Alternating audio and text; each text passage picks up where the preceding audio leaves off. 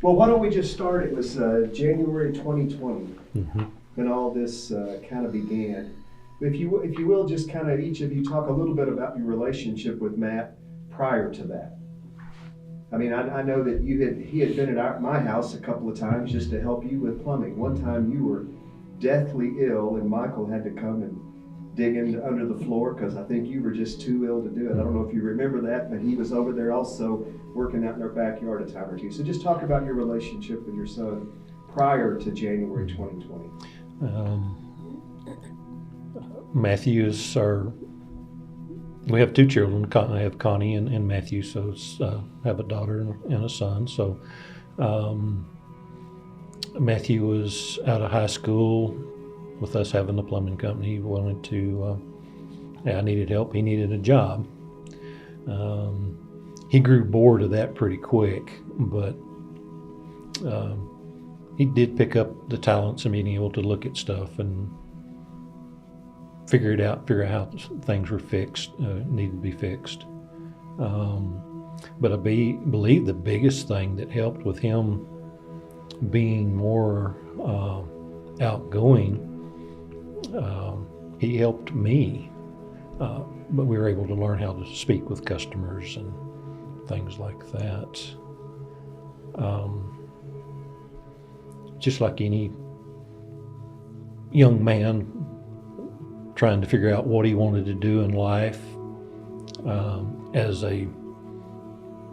parents, we learned very quickly, because we have it in the family, says it's a Dawson thing, or stubborn as a mule, that the easiest way to get us to do something is tell us we can't do it. So we're going to figure out how to do it. And it gets us in where I promise too many things at times, but I'm going to figure out how to get stuff done. And Matthew was able to pick up on that. So directing him as a young man, it was wanting to ride motorcycles, be a kickboxer, ride broncs, ride bulls. So it's kind of like you as parents, you learn to try to think ahead of where you want to guide a child, and that comes back to Scripture. Train up a child,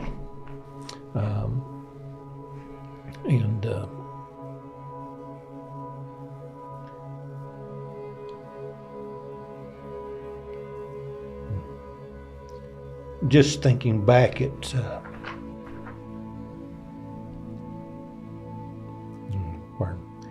the reminiscence is what we have fond memories of. You go through life thinking, are we doing right as parents? And then after all of this, I guess we figured it out with God's help. But a lot of times it was figuring it out. We're figuring parenthood out as he's figuring out what he needed to be called to do in life, and we were sorting through things. It just all comes down to what you believe as a family, as a core, being people of faith, finding those core values of do unto others as you would have done for you. And there's one thing I've found out that I've kind of been a little remiss over the years is scripture verses and stuff like that, I kind of lose the scripture reference, but I've paraphrased a lot of stuff, and that doesn't matter having an address of the scripture. If you got the key element to it, it still works. God's word is powerful.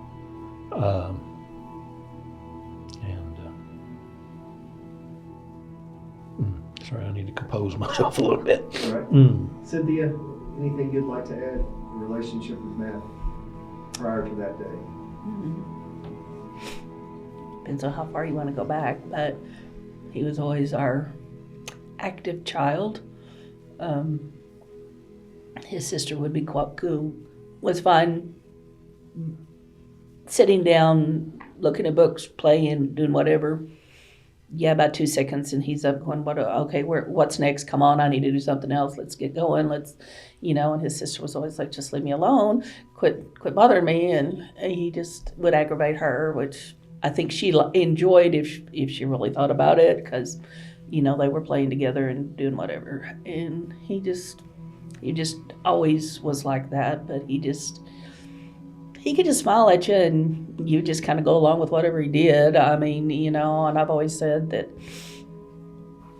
females from age 4 to 85 would probably, he just smiled at them and they were just like, whatever you think, son, that would be just fine. I remember, some of these other ladies that they'd go into houses with and he would talk to them. And that just led him to what he was doing with being able to, when they would go out on a call, if somebody, was needing reassurance or needing something, he could talk to them and put them at ease as to what they were going to be doing. And that just helped him, in his life and what he did. And I had talked to him a few days before January 11th. His wife and daughter had been sick and he had been off taking care of them. And he's like, I've got to go back to work. And I may have said, you sure you don't need to take off some more time to take care of them? And he's like, I've taken off about as much as I can, Thinking back, I should have said, no, I don't think you should stay home. But, that neither here nor there, that it happened. That it's just what it was. And, but thinking back, going, wish I could have talked to him more before. But told him I loved him before that, and he knew that. So he was doing what he loved and what his passion was. And unfortunately, it none of his fault, the other guy's fault. It was something that happened. He was involved and led us to everything that happened since over the last over 3.5 years of his life on that. So, but he was always our, like I said, active child. Mm-hmm. The funniest thing with him and his sister, because they were so close together, they were less than 14 months apart, so they would, same nap time, okay, you both go to your rooms, you don't have to, just whatever, I needed a break, so please go to your room, do whatever, each separate, whatever. And it was one time he came out and he's like, Mom, can I get up? I mean, he hadn't been in there probably very long at all. I don't know. I don't remember that, but he was just, can I get up? And I said, no, the rule is you wait for your sister to wake up before y'all can both come out. Hangs his head and goes, she's never going to wake up, and just walks back to his room. And I think she got up a little bit after that, but he was just like, she's never going to wake up. And I'm like, yeah, she will, but, and he just took great pleasure in aggravating his sister. And we would, Matthew, please, don't do that all the time, but, and he still, up until whatever, he would still aggravate her. And like I said, I think she secretly enjoyed it really, even though she was, leave me alone, make him stop. But that's just the way they were. I mean, they would fuss and fight, but don't let anybody else do that to them. Or the other one was after that. So they loved and aggravated well. So when did he come to know the Lord? He was young. I was trying to remember the exact age, but I want to say 7 or 8, maybe a little bit younger. We had talked with him. They'd been in church. I mean, he was born on a Sunday. That following Sunday, we were in church with him, and so they grew up in the church, and went to all the kids things, all the different things for the children, youth, the choir, and all that. And he had asked us questions about how do I accept Christ, how do I know this is real? And we talked with him. We had him talk to the pastor because he was so young. We were, of course, advised, we want to make sure he understands this because he's so young. And we felt, and the pastor did felt that he understood. And so he was baptized. And then it was years later when he was in the youth group that they had gone on, I don't know, some kind of retreat that they went on. And after they got back, he told us, he said, well, I've realized I do know the Lord, but I feel a deeper calling for it now in my life, and I've rededicated my life. And, we're like, that's wonderful. And he went with that, and he led Bible studies for youth groups for some of his peers and just different things. So we were, I don't want to use the word proud, but I guess proud that he felt led to do that by God, to talk to his friends and other people about God in his life. And he continued to do that. And after the accident, he talked to some other people. He would tell me about it. He had asked me, we had gotten a kind of an outline, if you will, on how to lead someone to Christ, on how to talk to him on different things. And he had asked me if I still had it, and I found it and sent it to him. And he was talking to someone about it, and he was excited that he was going to be able to share this with this person and talk after things that had happened with the accident and everything. So he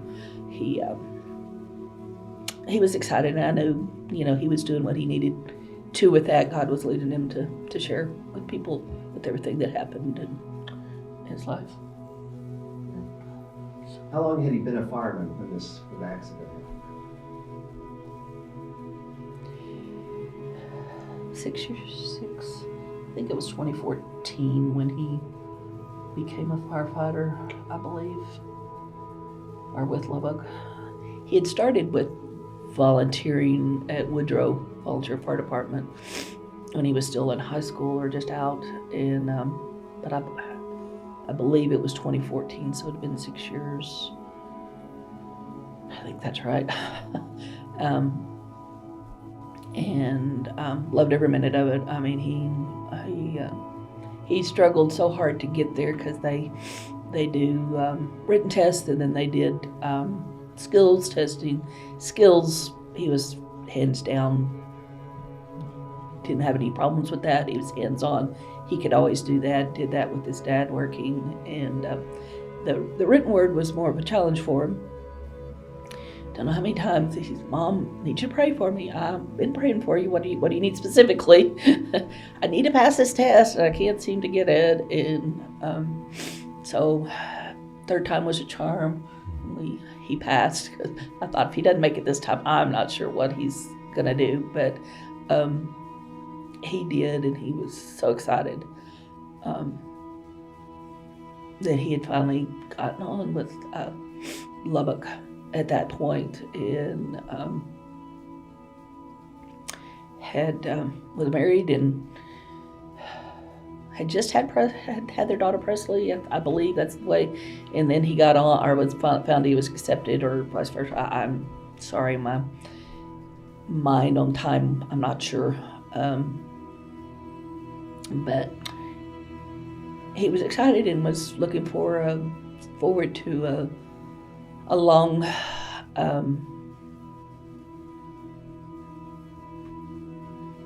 career? Yes, that's the word, sorry.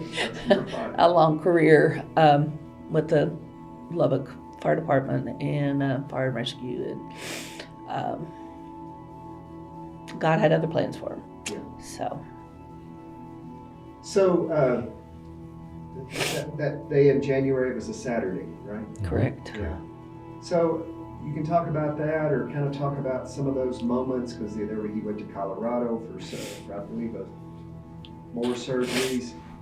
Kind of what was going in your lives then? How did you react to that? How did God bring you through all that? I was headed to work to do some stuff on Saturday morning, and I got a call I don't recall who I talked to that was giving me the call, but it was like there's been an accident out on the interstate. Matt's not responding. He's not answering his phone. We don't know. There's reports that it's serious. Need to get to the hospital. It's just a bunch of stuff happened real quick. My first response was I immediately got on the phone, and I believe I called Pastor Steve. I called our Sunday school teacher. I called several people stating that I don't know any details right now, but I know that there's an accident. They're saying they're taking Matthew to the hospital. Let's start the prayer chain. Looking back at that, it's part of what I wanted to visit with people about is when things get tough, what is your first response? Are you going to go into a panic? Or are you going to hit your knees and start asking them for help from ministers? And I can remember that, I can hear that phone call right now. And my first thought was, we need to pray.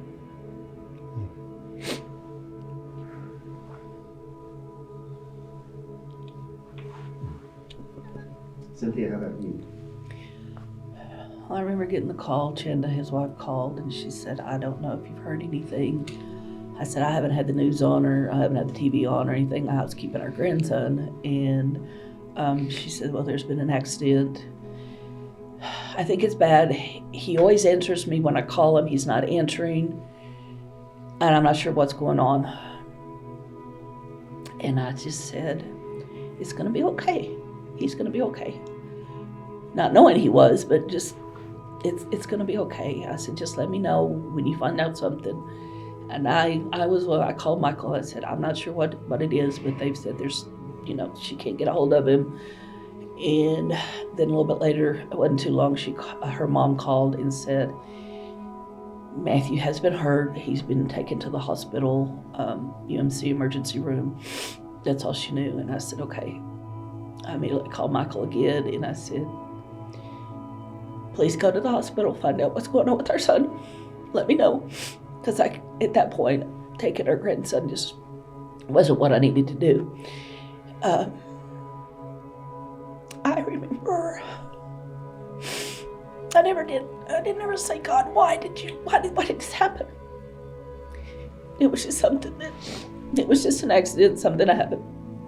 But I do remember saying, Lord, please, he's my son, please don't take him.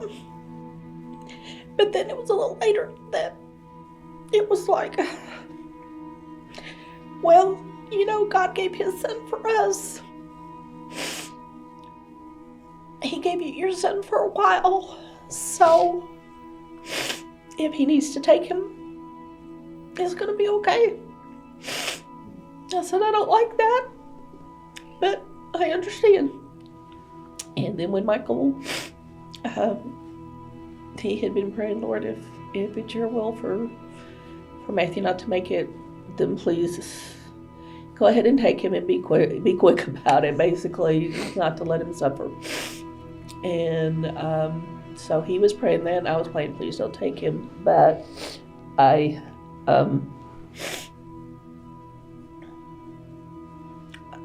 did understand, or I felt I was at peace at whatever happened. I was at peace. People, honestly, weren't understanding how we were handling that part. How are y'all able to take this? How are y'all able to? I'm like, I know where he's going if he passes away. I have the peace that he's going to be there. I'll see him again. Do I hate he's having to go through this? Absolutely. We were the parents, but he had a wife, and she was basically in charge of his welfare at the hospital, we were not mom and dad at that point to be able to take care of him. He had a wife that they had talked, did whatever about if something happened. I'm sure, what do we need to do? But we were there if they needed. I mean, we were just there to support, and several people, were, how are you handling it? And I'm like, yeah, it's tough. You see your son laying in a hospital bed and not responding to you when you talk to him, and not knowing if they're ever going to respond. And at some point, a doctor tells you that's probably about as good as they're going to get. And you look at them going, you don't know who our great physician is. I'm sorry, doc. You might be the best doctor, but I'm sorry. I don't agree with what you've just told me. And he fought through that and came through. And they were all astounded. And I just said, thank you, Lord. Now the harder part comes of rehab and getting him to a point that he wasn't not where he was before the accident, but to a good point, and he had gotten there. Lots of prayer from us, and I don't know. Lots of prayer. What were his most serious injuries? His brain injury, traumatic brain injury, I think was the most. It caused his short-term memory to be affected. So he would tell you something, and then, could be a couple hours later, he'd tell you the same thing again, and then he'd forget he told you something. He'd talk to me, and he'd forget. And I'm like, hey, I forget all the time, so I'm good with it. I know he felt bad because he's like, oh, I should remember that. I'm like, no, it's okay, and he's like, oh, and I'm like, Matthew, it's okay. We will work on you getting that. He was doing whatever therapy for some help with that. But that was the biggest, and then it was the right side. He had broken both parts of the leg, top, bottom. I don't know the specific terminology of what it was called. That wasn't my forte with medical terms. I'd have to look at the doctor and go, I'm sorry, speak English. I don't understand what you're telling me. And because it caused him to have problems walking. And that was one of his things, was he wanted to walk. He did walk out of the hospital in Colorado with help, but he did walk out. And then he just got better from that because he stopped using his wheelchair. He stopped using his walker. He stopped using his cane. He would just lean on us every once in a while when he needed to get over a curb or something. And I said, you're walking better than I am, Matthew. And and he would just laugh. He thought that was so funny. And he would hold my hand. He said, here, Mama, let me help you. Okay, thank you, son. And he would hold my hand walking into church. And he overcame a lot, but the brain injury was one of the most. The brain injury, believe, broke the collarbone, had some challenges with the shoulder, shattered his right, had to put a plate in his right wrist and stuff, and it was pretty messed up for quite some time. Believe his left femur was shattered, was broken completely in two, and on the right, I believe it's the tib fib were also, and they ended up having to put rods in these legs to be able to, because it was such a severe, gruesome deal that basically had to put him back together. But the body would heal, and the most interesting thing was to watch how God I remember praying. I learned that from one of the other church members about praying for what you want to see happen. Don't go to the negative side of what, oh, he'll never walk, he won't do this. I remember specifically saying, Lord, I know you can heal Matthew completely.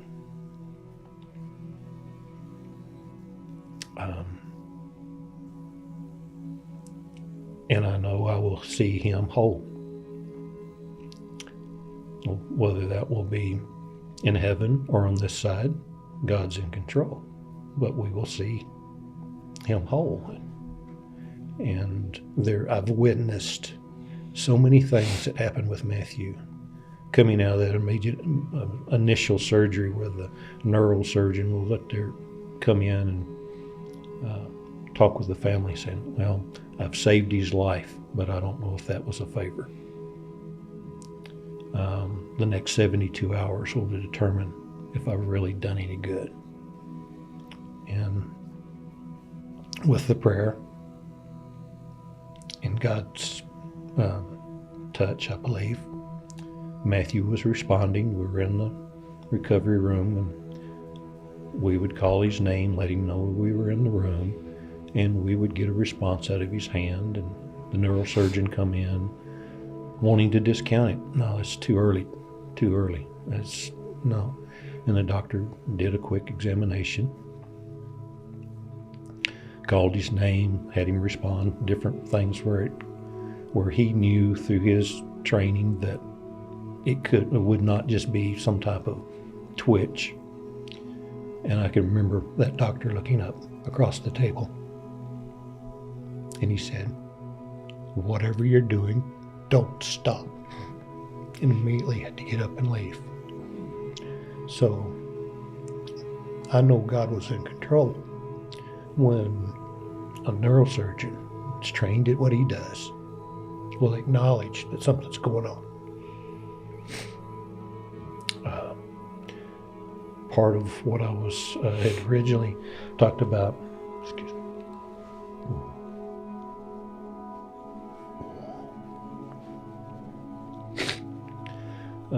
Part of what I had been praying about, wanting to see Matthew healed completely,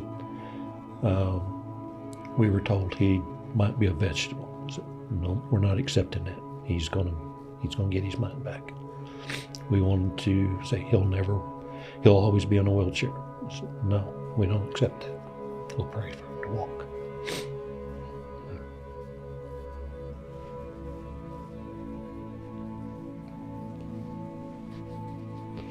Hope y'all are good at editing.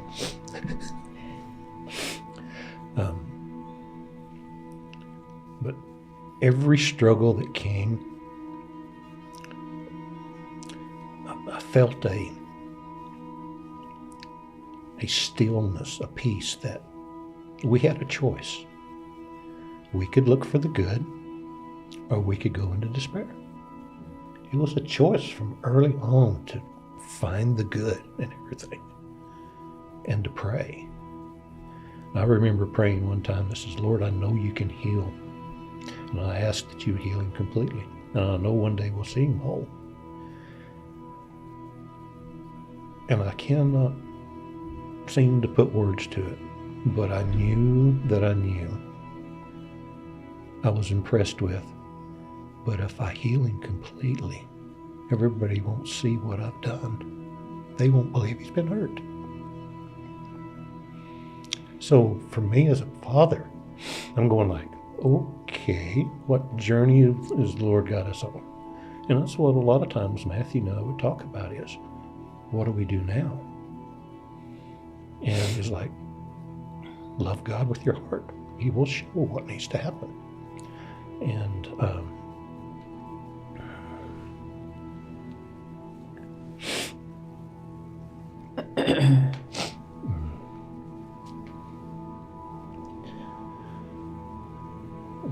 we knew that God would show us day by day.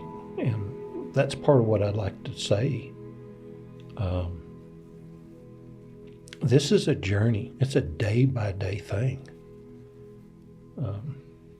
Choose who you're going to serve. Choose to do good. Find the good in everything. Be about being available to find out how to make today better than it was yesterday. And that's what we've learned by looking back. We can see God did this, God did that. We've seen how this happened before the medical book said it would happen. And we can go back and say, yes, it was an interesting journey, but it was possible because we had hope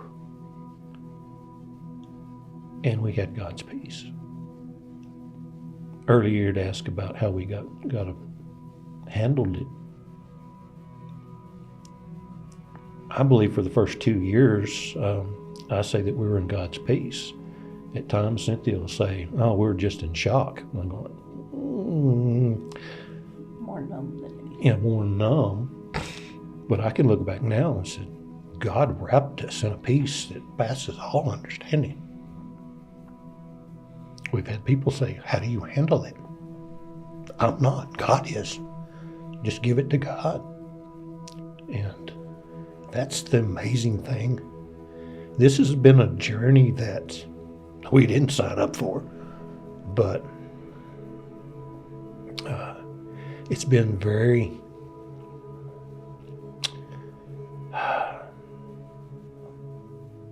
encouraging to be able to witness and sit back and observe what God's doing. Just the small things that in our busy lives, a lot of people discount and it's just coincidence. But you can look back and say, there are too many things that have happened that we like to say, that's a God thing. And that's what I'll do. It's what we have witnessed is a God thing. Matthew coming back.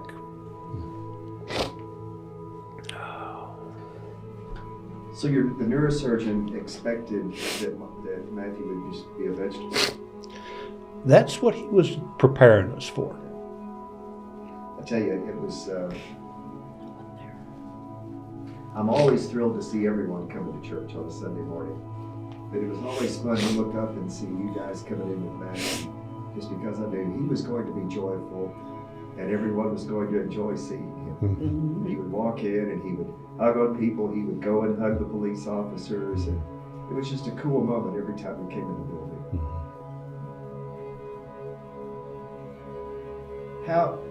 Talk a little bit about, was he joyful all the time? Did he experience some despair? What did you see, not just God physically do for him, but just in his spirit?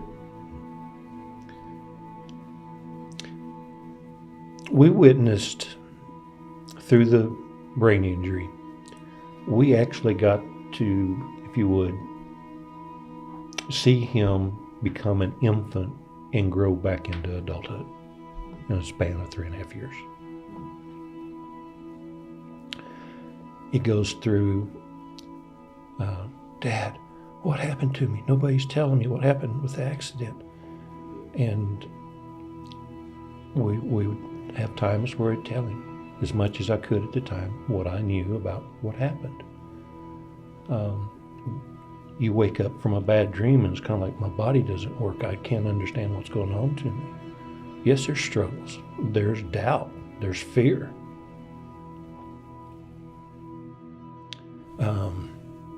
And we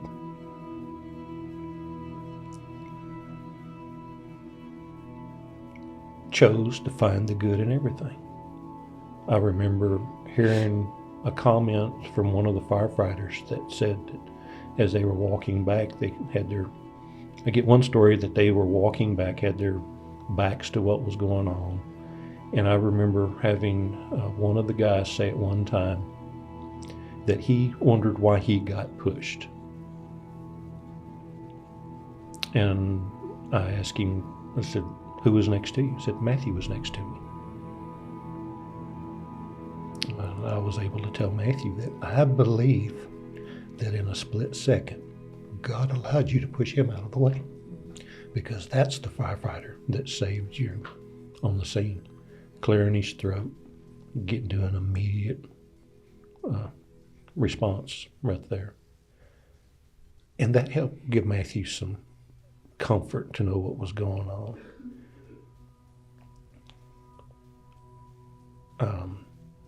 So there's times where he didn't know what was going on with his body, the memory, but with his outgoing personality and with us choosing hope in the family, wanting to try to find, it's a conscious decision to find good in everything that's going on. We know God has something in store for us. And being that in Matt's belief, he was able to grab a hold of that and look forward. He had that hope through the struggles, through the pain.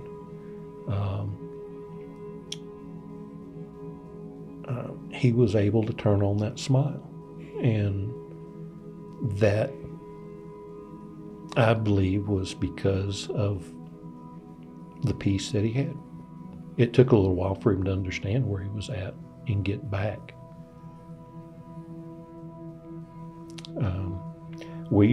It's been a while. It was nearly 2 years before we came to the church for a while, dealing with a lot of this.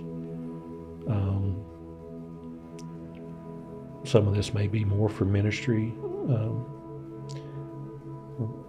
We had a bit of, or at least I had a bit of trouble coming to the church, because everybody wanted to know what the doctors were saying, this, that, and the other. And it was kind of difficult there for a while, because as I said, I was going through a journey that I was praying that I want to see Matthew whole, and I knew I would. I just praying that it would be this side of heaven. And there for a little bit, church was a little depressing.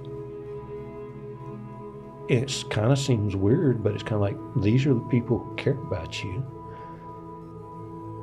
But I needed to come and worship God, not give a news report on how he was doing. But then it come to a point to where, as we were going through our journey and get through all that, and Matthew wanted to return, it was good for him. He started looking at, I've got a purpose, I've got a calling, I've got that hope again. And it was encouraging for everybody. So there's a season for everything. Probably should have said a little earlier to some folks that we're here to worship. We'll give you a news brief once a month or something. I think that would be key later. But everybody's going to be different when they're dealing with grief or situations. I do look back at it. I can feel a void by not coming into church sooner. But yet, I'm just coming to a building or being with a group of people. That's not where our faith is. Our faith is and our hope is through Christ. And God's in control of it. And making that conscious decision, that, and understanding that I'm nothing. I cannot keep hair on my own head, let alone fix my son as much as I want to. Being able to turn that over to God and watch him do what I couldn't do, what we can't do, and watch Matthew come back, what God had Matthew do, and the drive and the fight. That was a blessing from God. He here late in the last, he accomplished a lot that is an inspiration to everybody, that what can we do today that will make today better? Learn the international language of a smile. A smile may be all someone needs to be able to say, yes, there is hope in this world. So a couple of Sundays ago, how did you find out that he had taken this turn and was at the hospital and We wanted had, to go on to heaven? I talked to him during the week, and Saturday, Thanksgiving weekend. yeah, we had Thanksgiving, and we were together. He was all excited with Thanksgiving and all of us being together and everything. And I talked to him on that Saturday, or I say talked. I texted him, didn't call, didn't actually talk, text. He had, He was tired. not feeling too well. And he said, I think I'm gonna stay home from church and just rest. It's like, nothing wrong with that. It's good. You'll be, if that's what you need, that's good. So we came to church, went to eat like we usually do, got home. I was settling down to take a nap because I was tired. And Chenda, his wife, called. And I felt something was off.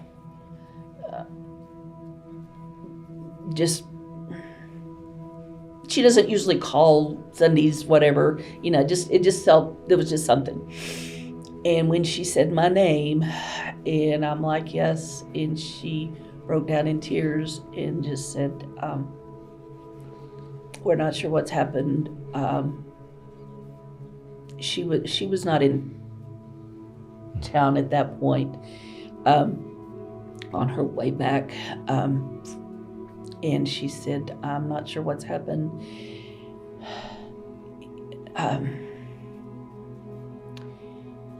He's not responsive.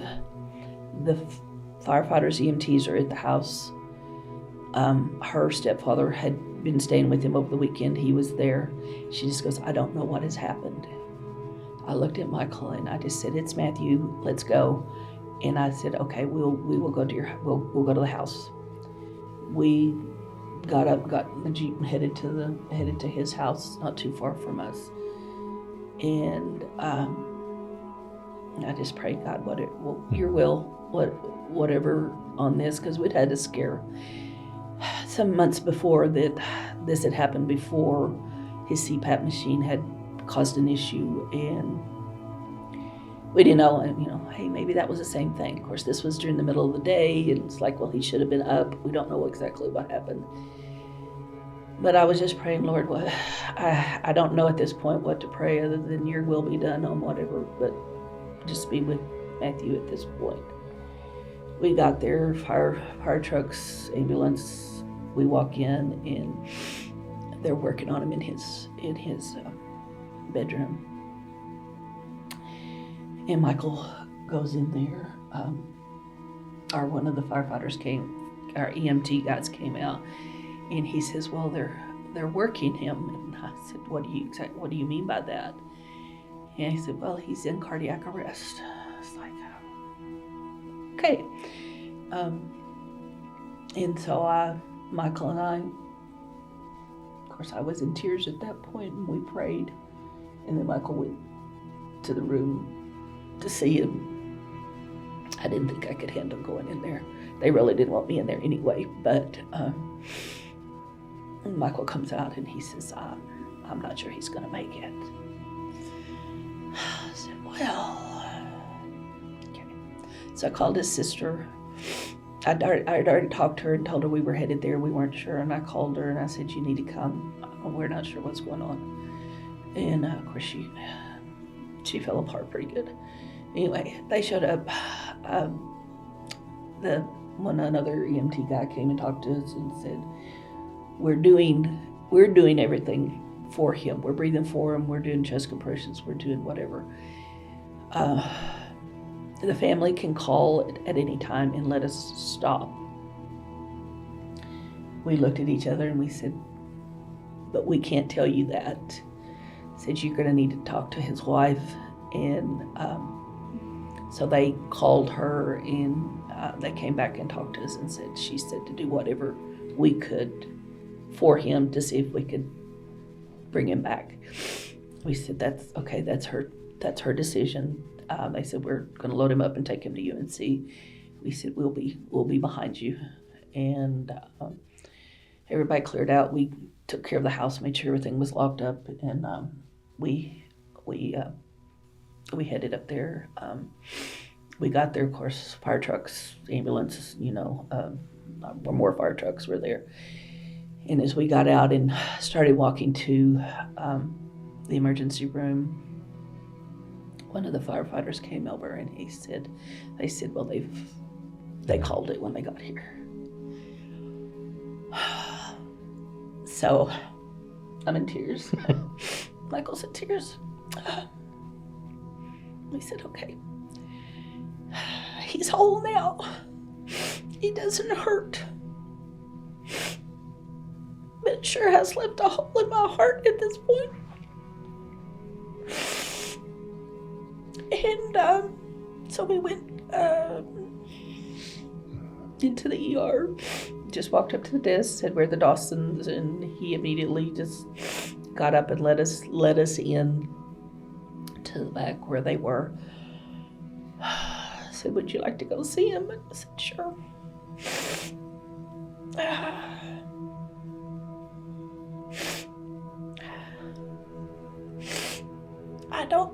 I've never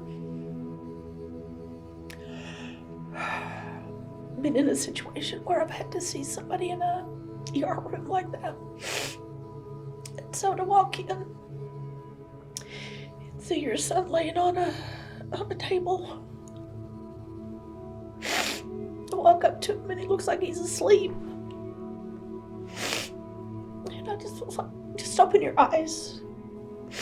Just open your eyes and to hear Funny laugh that, hey, this was all a joke. But it wasn't.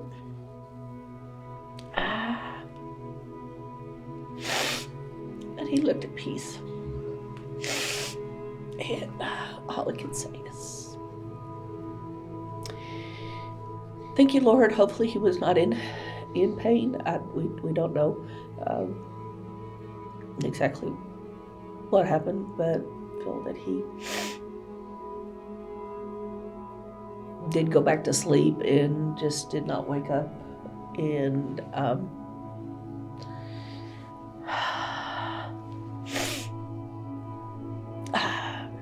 don't know what else. At that point, it was just like, okay, God, now we have another journey. One without our son, but with our daughter. And until you've experienced things like this, whether it's losing a spouse or a parent or a sibling or a child, you don't understand what it is. And each one, a spouse, a sibling, a parent, is different. When you lose them, it's a different situation, I guess. And when you lose a child,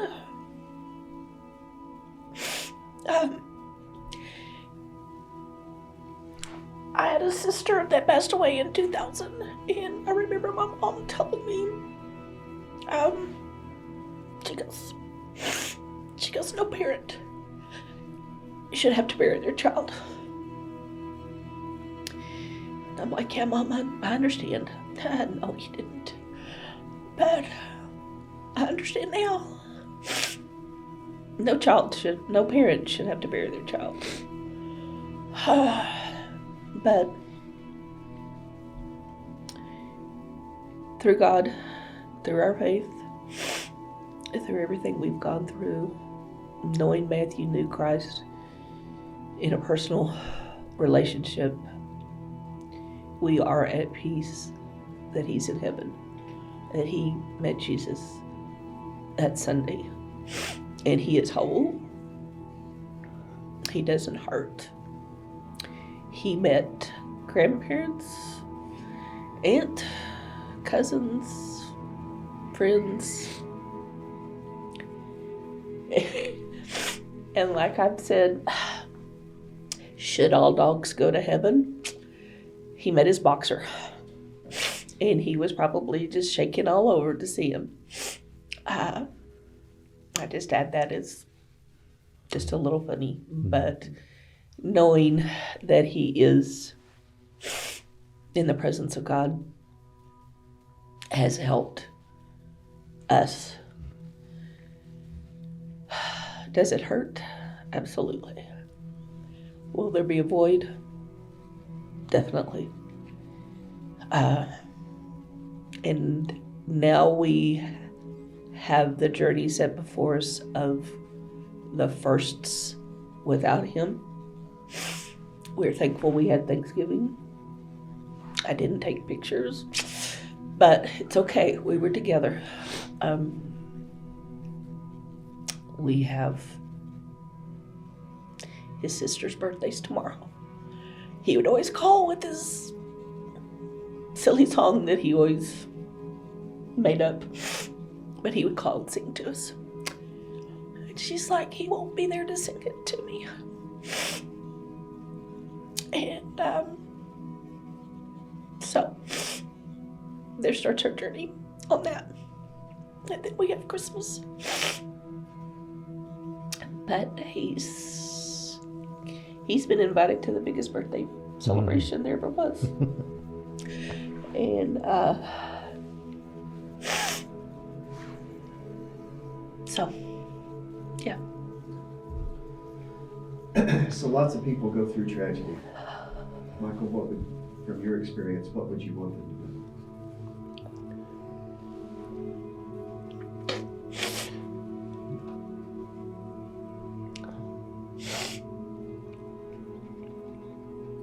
First thing I'd like to say is that I appreciate all the concern and all the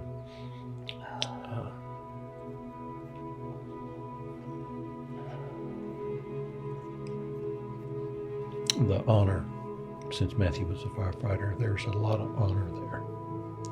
And I want to acknowledge that there are other families, there's other parents that have lost, either through service or illness, they've lost children. And I'd like to have people understand that we acknowledge that. Every journey, everybody's going to have their different journey.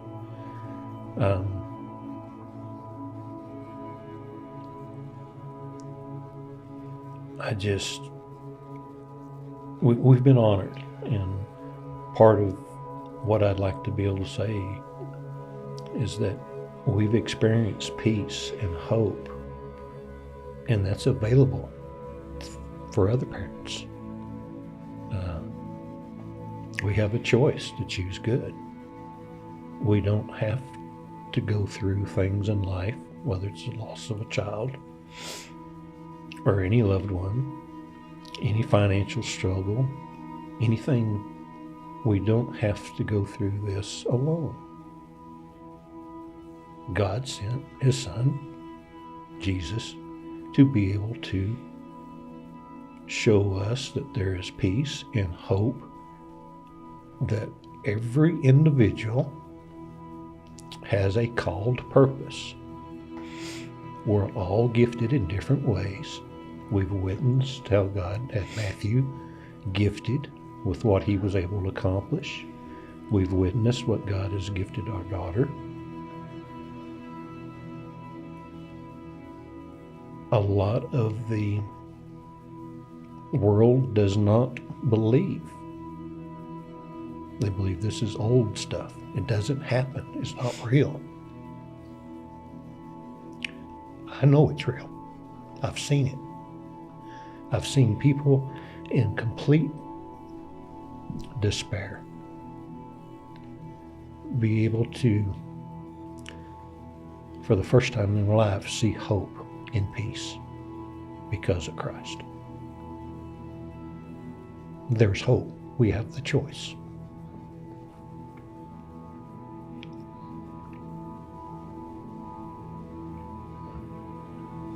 Anything else you'd like to? Any questions I should have asked that I didn't.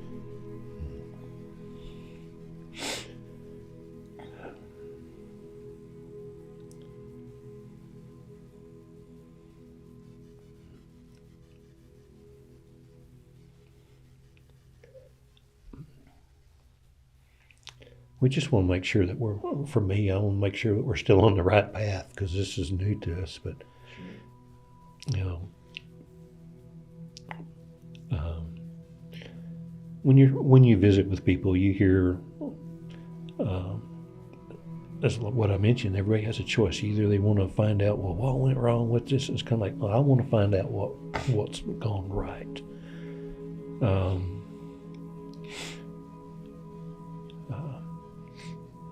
In the past,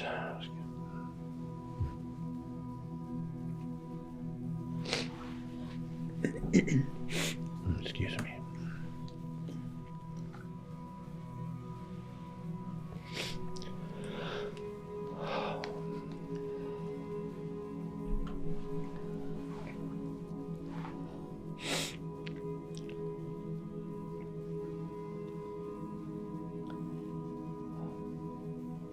We've talked about the different stages of grief before, through different things with family and friends that have passed.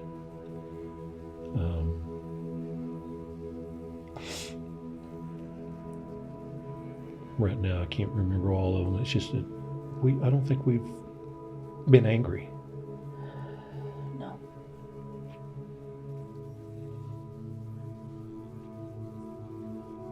And that's some of the things that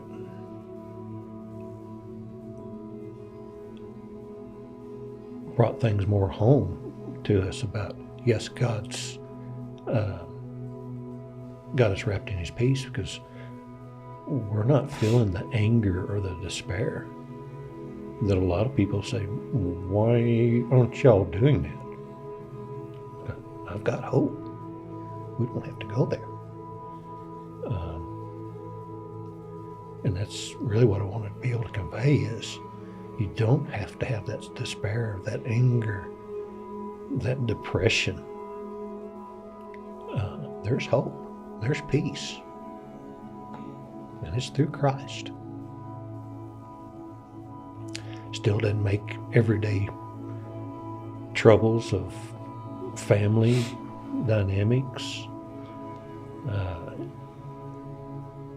financial struggles, work, that's still there, but it equips you to be able to handle it in a different way that I believe this world doesn't want to hear. But I know from what I've seen and witnessed that it's available for everybody. You know, Michael's, we didn't get angry like we know some people have in other circumstances. We never, I don't think you did either, question why. A lot of people always, why? Why did this happen to me? Why did you do this? God, why did you do it? The only thing I said the first was, please don't take my son. But then, I thought, well, God gave his son. So, and then with this happening this last time, it still wasn't a, why did you do it? Why? We don't know why it happened, when it happened, why it happened when it did, yes, but we're still at peace with that. And just without God,